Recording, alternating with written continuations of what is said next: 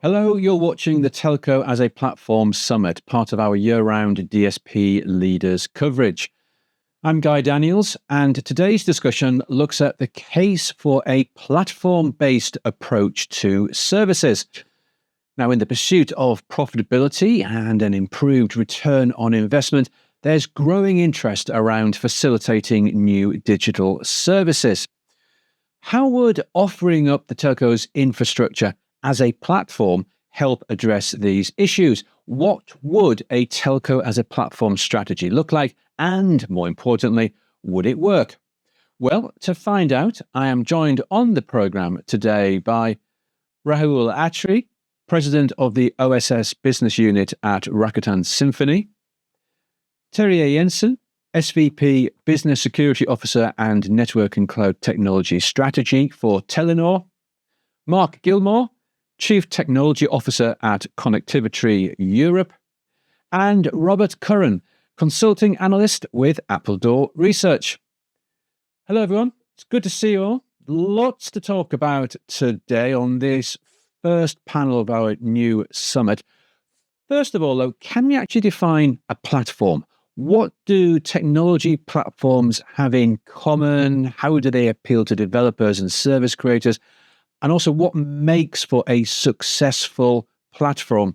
Terje, perhaps we could start by asking you as to, what exactly do we mean when we talk about a platform? Yeah, thanks, Guy. Of course, it's one of the questions we are battling with these days. But we see platform as one place to go in order to deliver a number of different services and also supporting a range of customer needs and partner needs. So platform actually, in that sense, enables both the support and delivery of a number of components, which then can be used. The components can be used individually or together in order then, of course, to deliver a value to a customer. So in addition to, of course, these components, is necessary to define what we call the rules of engagement. So both the rules for being present on the platform and also rules for consuming the components on the platform. So what we achieve with this is, of course, first thing we achieve reuse of different modules. So which, of course, is good for scale and efficiency. But we also speeding up the innovation as we are lowering the threshold, for implementing new offerings and also for working more flexibly together with new partners and also co-creating with customers. So the platform also allows a bit of separation of concerns between what we call the northbound interface and the southbound interface, for example. So it's also introduced a modularity, which we think is a good thing from the architecture point of view. Then we see that, of course, as part of the platform, we need to define the APIs and what are, as I said, the rules of engagement, how to consume those APIs.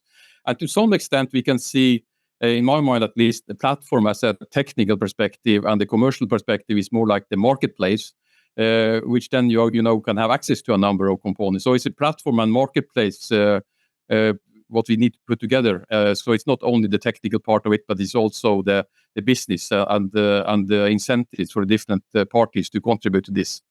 And that's also important, I think. So of course, a platform is not only a technical system, but it also needs to describe, as I said, the rules for working, what we call an operating model, and also the money flow, incentives on who's get what part of the money, and how we split the pie in that sense. So it's more important to capture all these components in the platform. Then, of course, the benefits or why we should do that, which is also part of the question, is we think, as I said, lowering the threshold both for the developers to put new components on the platform. For a system integrator to be able to select components from the platforms, from the customer to simply consume it, for example. But we also see the platform coming as an internal component within an operator, for example, or telco. So one way to harmonize the products, for example, and making it possible to sell these different components through the different market channels. So there are a number of perspectives on this platform, but of course, it's also a journey to get there, which we'll probably come back to later in the session.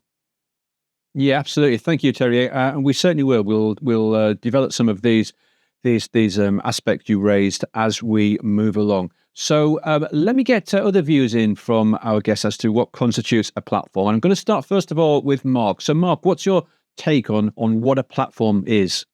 Well, Terje's answer was very comprehensive, actually. So I'm just going to comment on a couple of things or add from a kind of a user or a experience point of view. One of the defining characteristics for me as a platform is that a platform is just that. It is something that is extensible, that can be built upon. And so one of the characteristics there that I want to see in a platform, whether it be if a technology platform, whether we're talking in telco or in any other environment, is that it's got that capability to, as Terje mentioned, define all the rules of engagements and the operating or the environment in which it's going to exist, but not necessarily limit the capabilities of where it can go to. It is a foundation piece.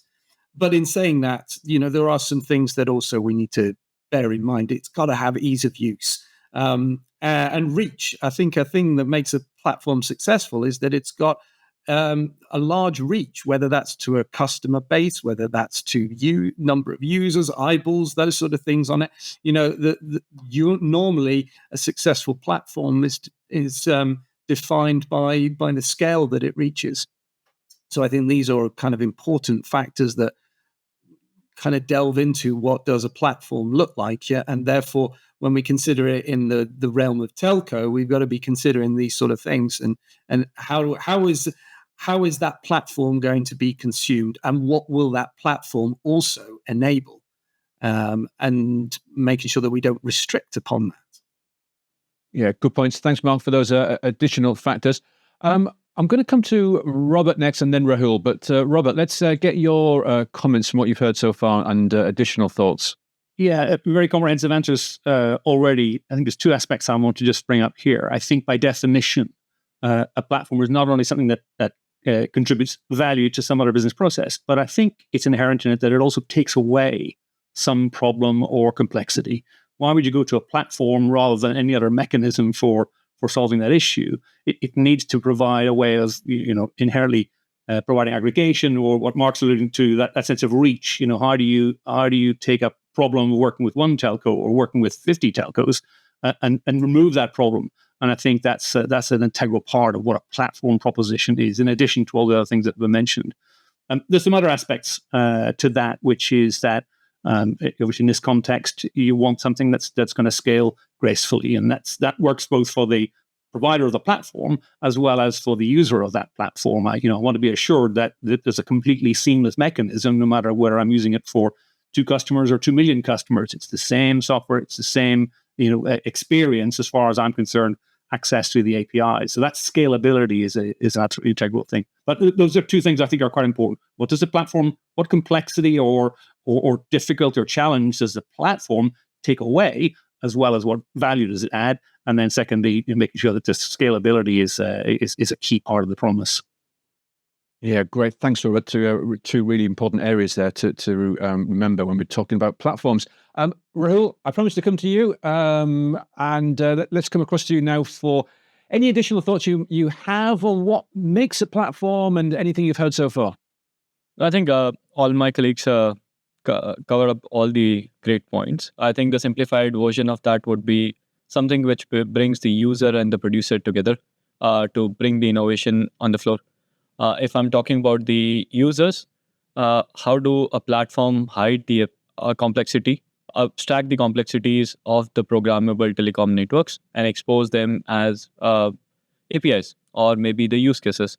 And if I think from the platform or the telecom perspective, how do they reach out to more end users, enterprises, to have the scale and monetization which they look forward to? If we are able to solve these two things from outside in, from user perspective, and then inside out from telecom operator perspective, whatever comes out of that is a platform. APIs are one way of exposing. The others are use cases. The third one could be any of the vertical stacks like enterprise edges and other things. But coming all together, it's all about making time to market much more dynamic and runtime. Today, that's one of the problems which telco operators faces. The technology is not a problem. We have technologies like edges. We have technologies like slice. We have other capabilities as well, which are needed by the enterprises. But the time we take to launch those services is what is not working in our favor. And if the wrapper of a platform can solve that, can make it much more simplified, hide away the complexities, I think that's the way to go forward. Great. Thanks so much, Rahul. And as you say, it's more than just APIs. It's important to remember the distinction here and how everything fits together. Well, we've had 4 great answers there. In a way, we've created our own platform for this discussion. So let's go into some more detail now. And Robert, I'd like to come back to you next, because why should telcos consider platforms? And how would offering up a telco's network and infrastructure in such a model as a platform, how would it make any significant difference to their digital services capabilities? Yeah, it's a good question. Of course, we've touched on some of the answers to that already.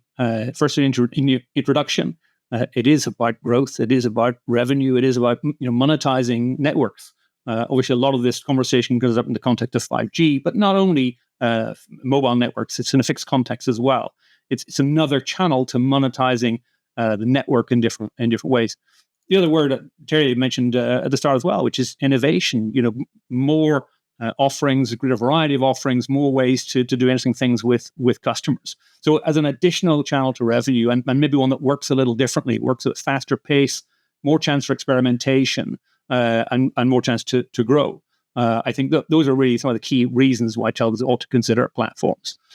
It's not that telcos have to provide platforms at a single layer. I think there are lots of different platform expressions for a telco.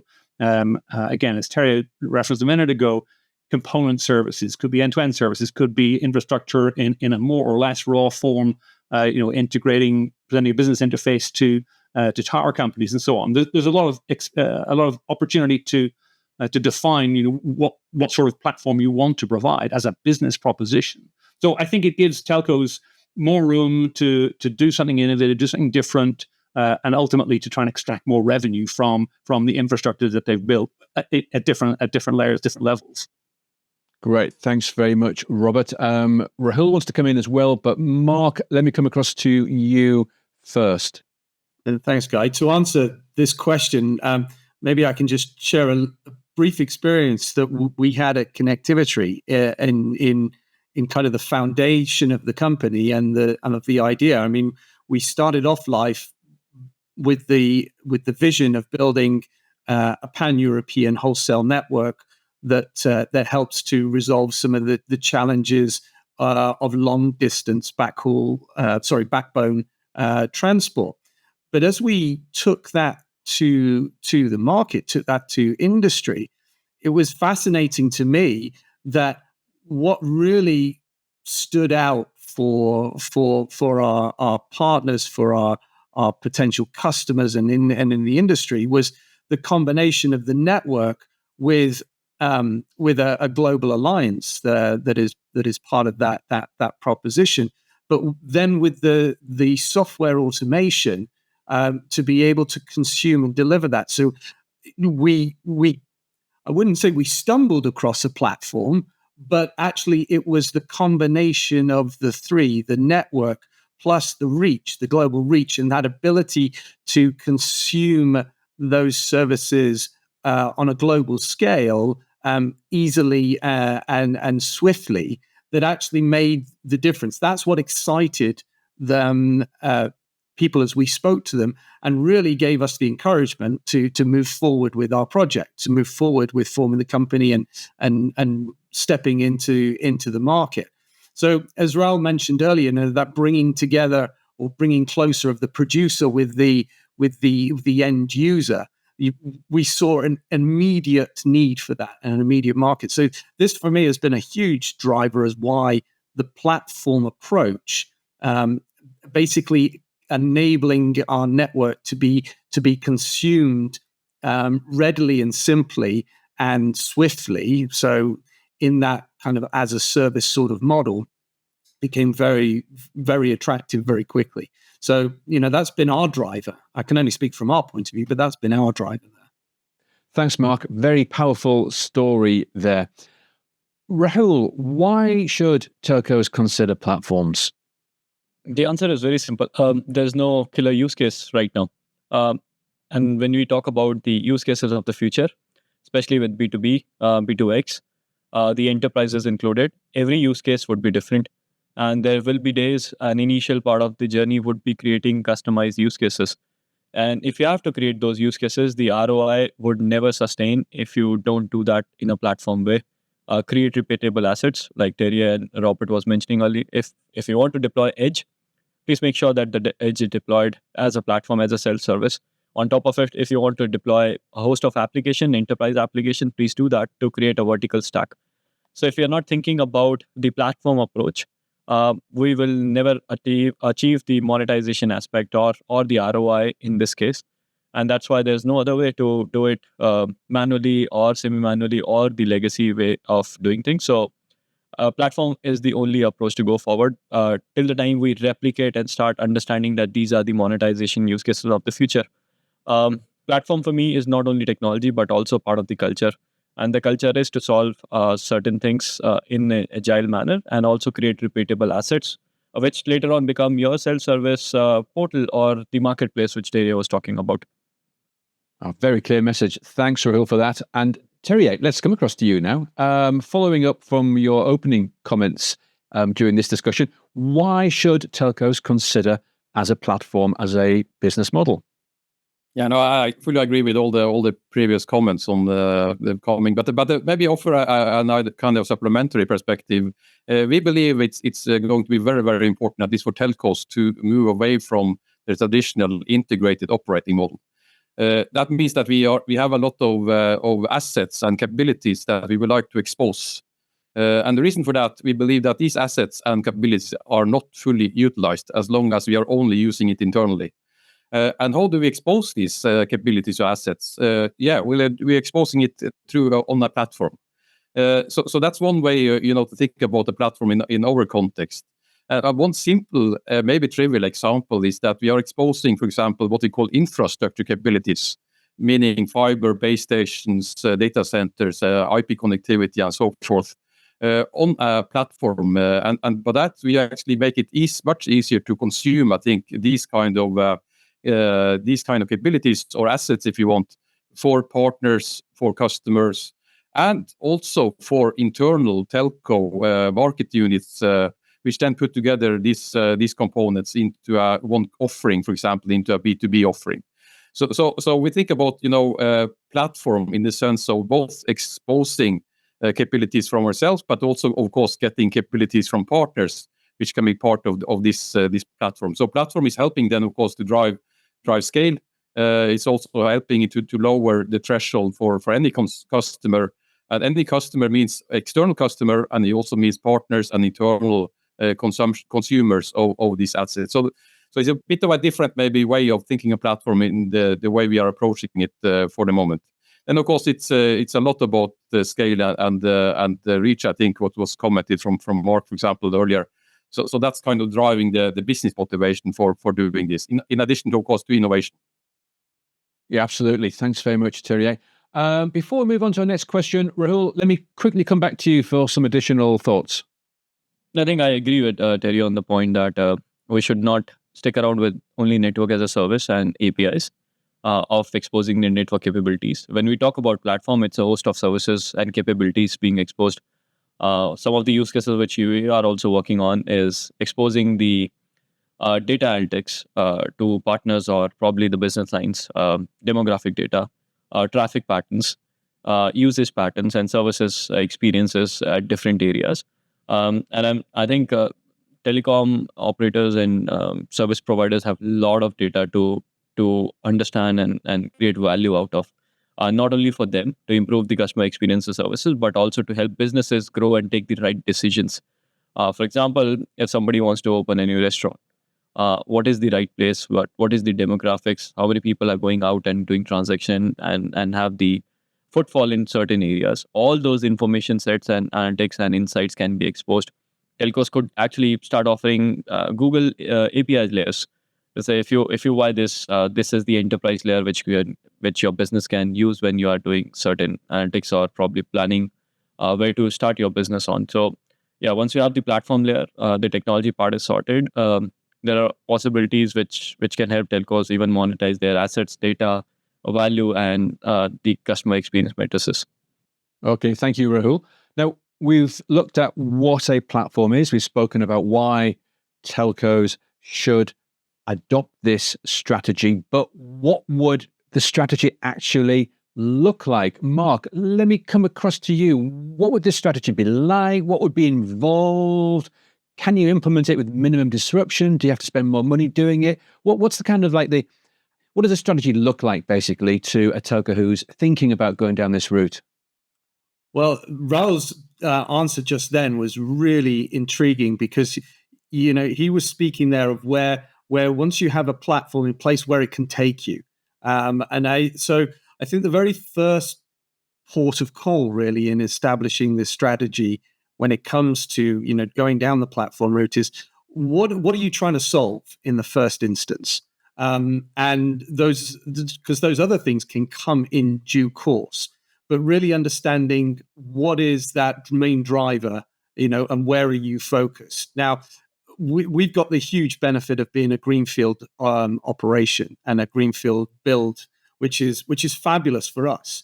However, we are working in an established industry with established partners with their own processes, so that brownfield piece starts to come into it. So a key part of, for example, our strategy, and we're focused at the network layer, as network kind of as a platform that can be consumed easily. That's where our focus point is, and we're in the kind of the fixed long haul market rather than in the cellular access piece.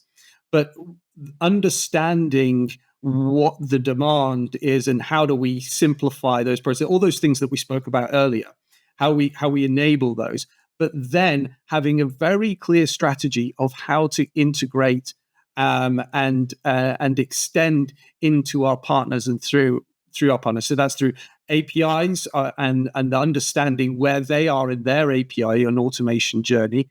So a key part of our strategy is to be able to meet our partners at where they are ready and where they are capable.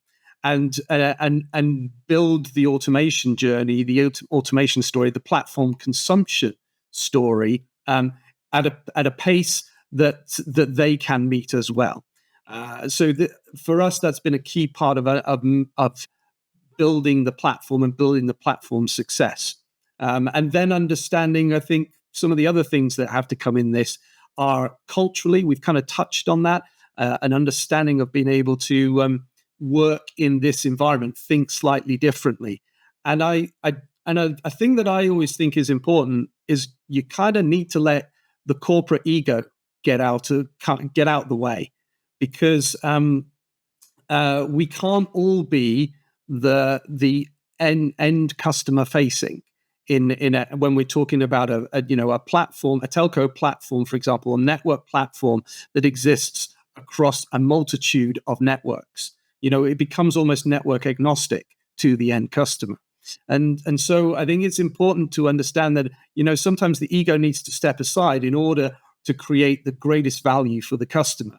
So, that would mean, for example, that us as a wholesale provider sitting behind from a customer portal point of view, or the consumption into that platform, sitting behind that. And it's our APIs that are talking into the front end that is being used by one of our platform partners and customers to their end customer. So, it's understanding the market that you want to play in, and understanding then how the platform can solve some of those challenges, and then adopting the culture that will allow it to grow. And then I think you start to reap some of those benefits that Rahul then mentioned about where the platform then extends the capabilities and the options and the monetization possibilities too. Thanks, Mark. And I'm going to come on to the market and customers very, very soon. But I just want to go back now to Rahul. Do you want to build on your previous answer? Because Mark was referencing your comments there. How do you see a strategy in this area developing? So for me, there are three main layers for this platform which we talk about. The first is the intent layer. The intent layer is where the end users or the enterprises come and say, this is what I'm expecting or this is what I want. As simple as expose me your infrastructure capabilities and tell me what are the infrastructure towers where I can install one or more antennas. The second layer is where the intent gets converted into a policy. In case we want a guaranteed quality of service for a AR/VR game as an intent, the policy kind of reads that intent and convert that into actions and configurations. That could be activating a slice, could be configurations of new UPF, for example, at the edge, could be deployment of new application scale out, scale in. And then the third layer is the programmable network itself, whether we run them on top of cloud as software-defined applications, or we figure out a way to scale them out or define different configurations on the schedulers. These three layers together, along with the data each of the layer collect and build on top of it. Intent layer, build more use cases as catalog. The policy layer, build autonomous network as the AI policies to run the lifecycle of the network. And the programmable network itself, understand, better take decisions to say when I need to create a new slice or when I need to do scale out, scale in. All these things working together is the platform and the capabilities which we want to expose and create in the future. Now, when the intent hits the use cases catalog, if it is an exposure of API, great. We open up a Camara-based open API and the API gets exposed. If the intent has to be a configuration of new APN for that exact users, we do that. We probably do an eSIM profile on the fly. If the intent requires to instantiate a slice, we do that. But these three layers coming together is the platform, and that's what I feel is the platform where the ecosystem can collaborate, the users community, the producer community, even the end customer community can come together, probably act as sandbox and say, let's play together, create this playground, and start realizing some of the use cases and intents to drive the network. The most important aspect is the network, which is programmable in this case, not open, not talking about cloud, but making sure that the network itself is infinite, it's scalable, it's always available. And that's for me the platform is, and that's how the strategy is. You start building probably the programmable network first. You start the second orchestration or policy management as the universal action orchestration. And then you probably come on the layer where now it's easier to convert the intent into actions, not have static product catalog, but the use cases catalogs as marketplace or APIs or intent management routers on top of the platform as exposures. Great. Thanks, Rahul. This is absolutely fascinating. Terje, I'll come to you in a moment, but I want to go to Robert first. Robert, lots of ideas here. What are your thoughts for the right strategy for telcos? We've got great expertise on this panel today. It's fantastic. I think something I'd like to add in, two things I'd like to add in. The first is telco as a platform isn't a technical strategy. There's lots of technology in it, but it has to be a business strategy. There has to be a reason to do it. Mark's touched on his experiences in engaging customers in conversation and finding market need. Platform strategy only work if there's some element of scale, a market scale there. So our industry's been through various iterations of making network APIs available that haven't really been successful to date because we haven't tapped into that problem of where is there a large-scale global issue to be addressed. And telco as a platform is as much a business strategy as it is a technical strategy. So in terms of this question was phrased, what does the platform look like? I mean, that's one element that has to be understood. Where do we get scale from this business? Where are there thousands of customers running millions of transactions to be solved? If you can answer that, then maybe you don't need this as a strategy. You need something different with some of the technology. But it's, as I say, I think it's a business strategy. The second part goes hand in hand with that, which is, and again, we've talked about it several times already, this is more than network APIs. If you're going to put something in a developer context and expect developers to use it, you need all the supporting machinery and incentive for that to be effective. So it is the routine things. It is code snippets, sample code, tutorials, training, easy onboarding, all of that ease of use, and all of the commercials. If again you want developers to use it and gain value from this, and be part of a value share, developers got to know from day one what's it going to cost me and what am I going to get in return. we've talked to a number of operators involved in various projects around this area where the commercials are not yet known. And that's going to be an obstacle that's going to limit the scale question, in due course. So telco as a platform for a strategy has to have all these other things around it as well. They're not hard, but the strategy is incomplete if they're only looking at just the technology part. Great points. Thanks very much, Robert. We'll come back to Rahul in a minute, but Terje, let's come across to you for your thoughts on the best strategy approach and what a strategy may look like. Yeah, so the best strategy approach, I think we can probably argue, but at least I very much or I very strongly agree on what we just said. The platform strategy is not only a technical strategy; it definitely needs to cover the business part of it.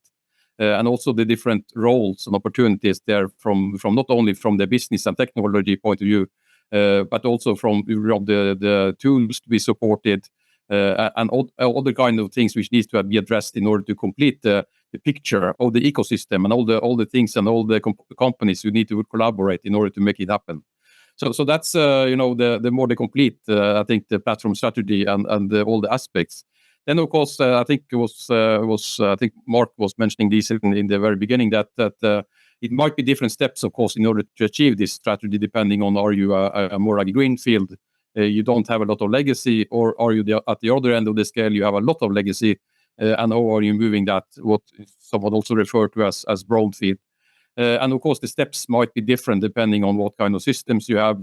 Again, back to clearly it depends on what kind of business ambitions you have in the market. It might also depend, of course, on what market you are in and how you want to serve the customers, for example, there. Then I think we also of course, there are a number of concrete initiatives in the industry on putting components into this platform story together. For example, on the Open Gateway initiative by GSMA, there's also TM Forum, Network as a Service, and Connectivity as a Service, and so on. And if you have any of these components, of course, already implemented, you need to figure out, are these components to be reused and then going to be replaced and so forth. So it's a kind of a holistic approach which needs to be captured. But then I think it's also important, which was mentioned before, you probably cannot, aim for, the ideal, ultimate end of the journey in one step. You need to break it down into a number of steps. And in order to do that, I think it's important to work together with partners, work together with the customers to document and validate that these steps are in the demand and you bring value to all the partners and the customers. Thanks very much, Terje. And that leads very nicely to our next question. There's been a lot of talk about collaborating with and understanding customers and focusing on the business case. So what would be the attraction to enterprises, to vertical industry customers and digital content providers? Basically, is there a market for telco as a platform? Robert, let's start with you. Yeah, I think, mediating the journey to the customer, the connection to the customer, are systems integrators. And there's a huge amount of interest in this. Integrators, people who build application software for enterprises, large and small, have a lot of interest. When you look at the membership of the Open Gateway initiative, for example, and how that's grown in a single year, there are something like 200 companies involved in that, application development firms, and something like 50 different operator groups. And again, GSMA will tell you it's 200 plus mobile networks represented. There's huge interest in doing this, in solving interesting sets of problems often in vertical contexts. It doesn't have to be every vertical, but part of what we're seeing at the moment is these early use cases come to light.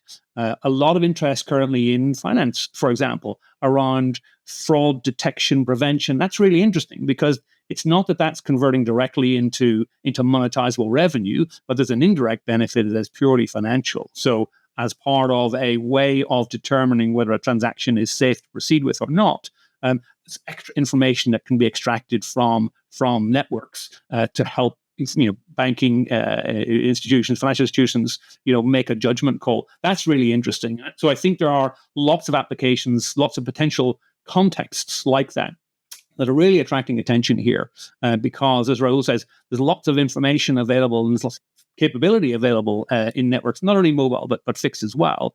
That with just that little bit extra could make a real difference in a customer experience, in a business process, or in some other kind of context. So I think there's a huge amount of interest in doing this. And as I said at the start, removing a lot of the complexity of dealing with networks. I mean, the last thing that anybody wants is for developers to have to become network experts. That's totally not going to work as a strategy. But it doesn't mean that they can't gain some awareness of what's accessible there. So again, another way to add another dimension into an experience, into a business process, is part of why there's such a frenzy of activity around this area.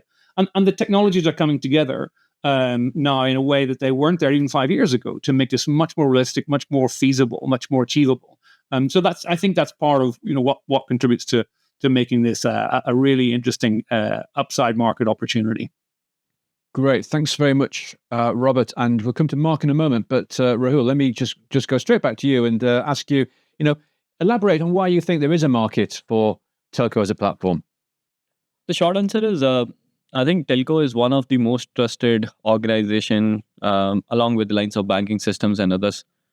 People trust telecom networks. We all trust. We live with the network day in, day out. Our telephones or the smartphones today are our banks, our digital wallets. All the information about me is residing on my smartphone, and that gets connected to the network. Every transaction is done via network. Every content I watch is via network. Every search I do is by my telco provider, although the OTT applications are provided by somebody else. But we trust it, and we live by it. It's lifeline. And I'm very sure if more services are being offered by the telco network providers, we will be the first one to adapt. And I really hoped we would have done that. All the OTT apps could have been one of the use cases from telcos. But the world doesn't end there. Like Robert just said, integrating the transaction management system or the banking system with telecom today should be by default. Whenever I do transaction internationally, I get a call from my bank. I don't want to get a call. I just want my bank to verify where my location is from my network and say, yeah, this seems to be the legit location of Rahul. He happens to be traveling, and that's why the international transaction was done. And there are a lot more use cases such that which can be integral part of the services plan itself. And I, as a customer, would love to pay for them, some of them. And there can be monetization, there could be experience, there could be life cycle value of the customer coming in through.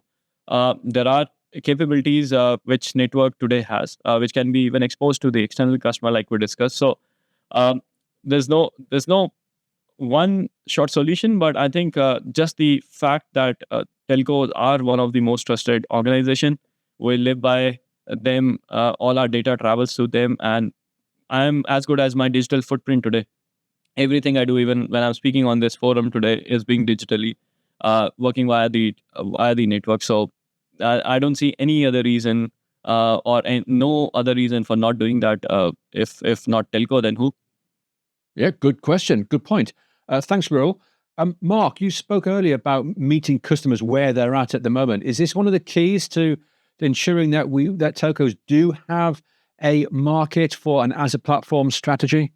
Yeah, definitely. In my space, I'm in that wholesale environment. My customers are other carriers and partners in that environment, but also then their end the end customers, their customers, and we've been speaking to both. And the real challenge that we have faced. So I've got quite a narrow use case here that I'm working with, a narrow view here about, and it was mentioned earlier that telco, we have a reputation for being slow to deliver, particularly when we start talking about global reach and global networks and global connectivity.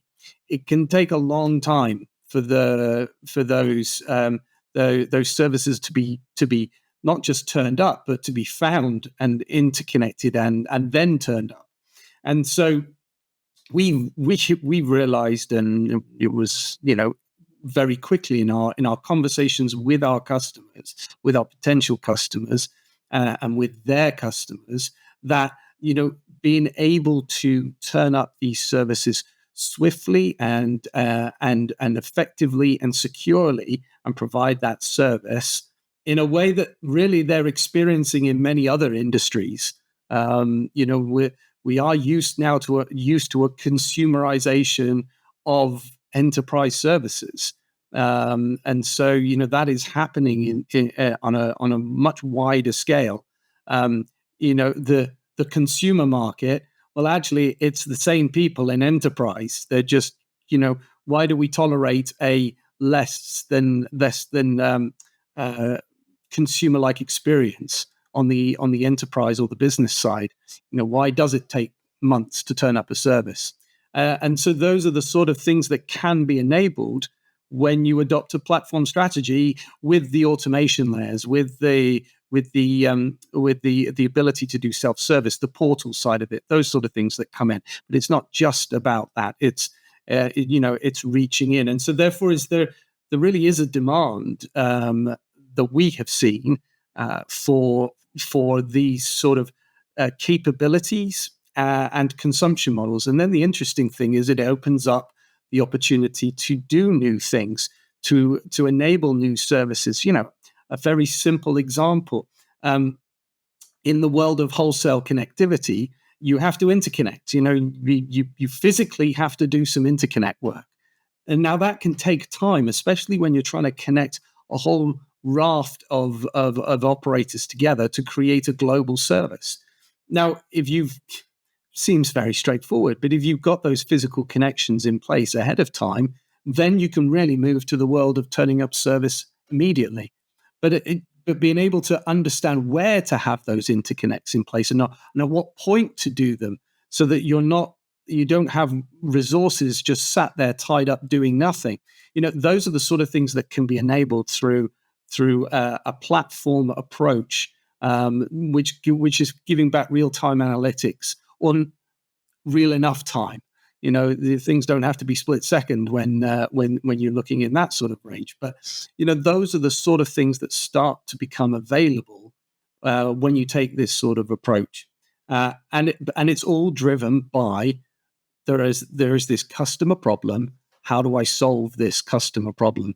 And it becomes, I think it was Robert that said, it's not just a technology piece. It is really a business process and commercial. And then you can start to offer the sort of commercial models that the end customer really wants. And we all become winners then in that scenario, because it's ultimately we're in the business of selling capacity on networks. That's what we do. We build these networks for them to be used. That's how we make money. And so different ways to consume those services. And if we're consuming them effectively and efficiently, then we're also fulfilling some of those sustainability challenges that we look at. So it's a whole different approach that we can take. So yeah, we've seen that there is a market, and we've seen that there are benefits that can come to the customer.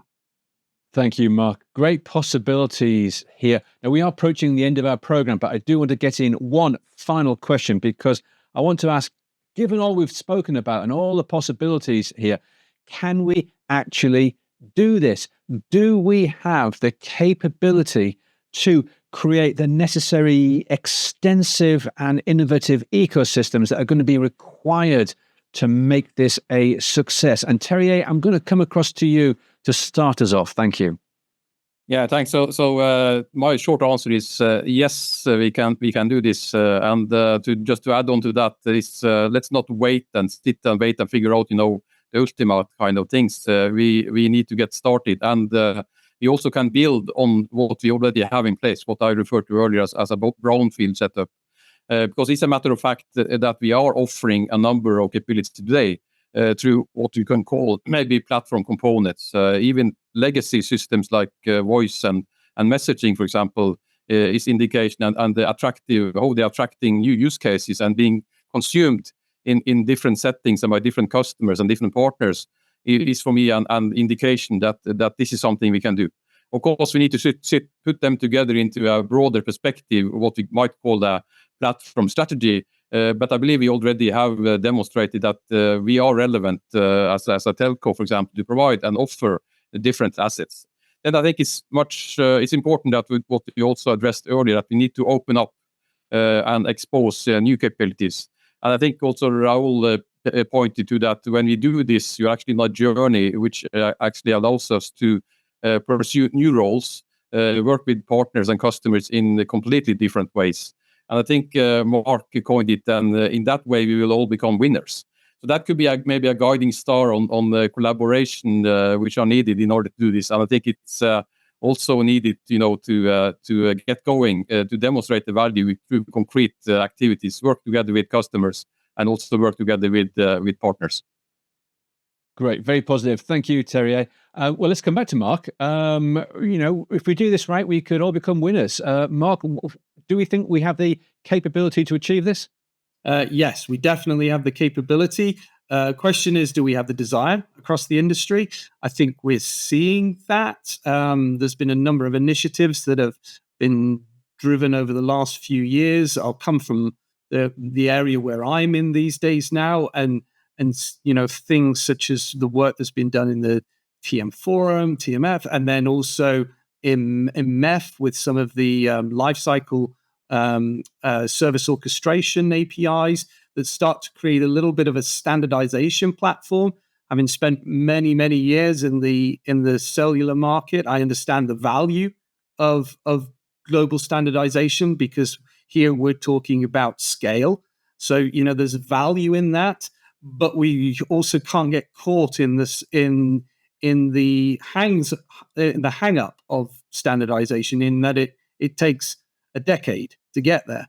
So so this comes back to I think Rahul mentioned it, about the fail fast, fail quick, and move on approach that I think is really important. So yeah, we have the capability. I also think that the desire is there in the industry as such, and I think we then need to there need to be a few key drivers that are pushing this forward, and really creating that ecosystem and marketplace, that environment to thrive, and because ultimately we will all benefit from that. Great, thank you very much, Mark. And Robert, you mentioned earlier we've been working on this for a number of years now. Is the time right? Do you have faith that the industry can achieve this and will make it a success? Yeah, look, I think we've got all the pieces in place. I think collaboration and cooperation is great, but I wouldn't want to overstate it. Again, what we've seen is to some extent, this Telco as a platform is highlighting some of those differences between the internet world and the telco world. It has simmering differences between how those two industries work. And the internet world works by trying stuff out and iterating it and moving forward, proving what's successful and moving forward. That's not to say there isn't a role for standardization. There absolutely is a role. But this won't progress by the world as a whole agreeing that it's a good thing to do. It will progress by getting enough standardization to allow some companies to collaborate and put something in market and see if it works and build some success on it. The likes of WhatsApp, even AWS and so on, those didn't start out as industry standardization efforts. They started out as companies trying to solve a problem, even someone like Twilio. So I think we're yet to see a few companies emerge who are like that, willing to take what's there, but also willing to kind of overhang a little bit and lead the industry. But that'll be exciting because those companies will start generating money, and that will attract a lot more interest in some other companies in how to do it, how to replicate it, or how to partner with it. And that's I think what we're going to see. It's not a everybody has to move as one together. We'll never get there if we do that. We have all the pieces. Mark's right. We need the attitude, the ambition. We also need a little degree of chutzpah, if you like, or entrepreneurial spirit that will say, you know what, we're going to lead the industry. We're going to stretch beyond what we know already, and maybe be a pioneer in doing this. So that's what's exciting about it. But we absolutely have all the pieces. Fantastic. Thanks very much, Robert. And let's end our discussion with some final comments from Rahul. I think, like everyone said, find the right partners. Partner in the sense is, for example, if we are a telco, who is our potential future customer? For example, banking systems could be the partner of the future. Why don't we partner with them and say, we're going to expose an API to you, which can be queried at every transaction. Reach out to the smart connected vehicles, Teslas, BYDs of the future today. Why don't you have our eSIM and we offer you 5 different configurations and profiles When you want to go for a software release upgrade, this is what we can do for you. Whenever you go via toll, this is what we can do for you. And these are the services which, as network platform, we can provide to you. I think if we start doing some of these key partnerships, make one or two successful use cases, show that this really work, and obviously some of these are value, and also the scale. Banking is transactions, millions of transactions per day. Cars on the road, we already know. And there are multiple such partnerships which I can think about today, where network exposure and network monetization and network APIs and exposing network capabilities will play a role. I think it's all about getting started, not just getting blocked into strategy standards and thinking about what the future vision of the telco as platform look like. It will take time. It will need a push and some successful case studies to make that thing happen. 1, 2, 3 successful use cases, I'm very sure the world will follow, because that's the only way to monetize network further. We have reached to the data limits. We have reached to what SMS or voice call could reach to. We can load more things as use cases. There's no killer use case for 5G to eat away more data and consume more bandwidth, or even to activate slice. I think we have to start looking into more avenues and the partnership model to say a telco partnered with banking, partnered with smart car, partnered with insurance, partnered with somebody else is the entity or probably the use case which a customer requires in their day-to-day life. Great. Thanks, Rahul. Well, we've started this journey. Let's see where it goes. But for now, we must leave it there. And I'm sure we will continue to debate this topic during our live Q&A show later. For now, though, thank you all for taking part in our discussion. Now, if you are watching this on day one of our Telco as a Platform Summit, then please do send us your questions and we'll try and answer as many of them as we can in our live Q&A show. And that's coming up very soon indeed. Now, the full schedule of programs and speakers can be found on the TelecomTV website, which is where you'll also find the Q&A form and also our poll question. Please go ahead and fill that out. For now, though, thanks for watching and goodbye.